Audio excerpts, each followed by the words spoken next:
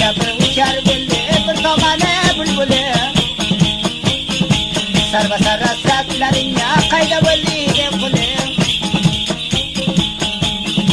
oyning bir ko'rmasam tun qarong'idir dilimni ravshan o'lmas kechasi tomoy tavon bo'lmasa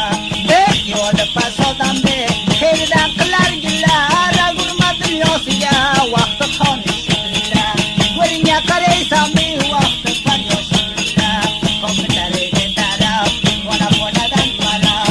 yadikli qane taqdirlarga qarab tog'amalay tomonni taqdirlarga qarab qo'limga ko'yna chelay fikrga bordim tongga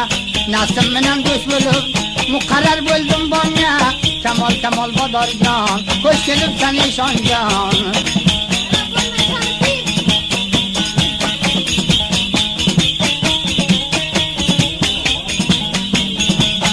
Sadida Salosha Uchajon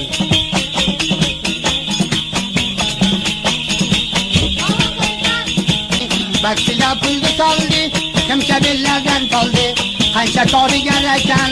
aka aqlimni oldi ko'z bilan yo'lda bodorjon mayda ekan qo'zijon aka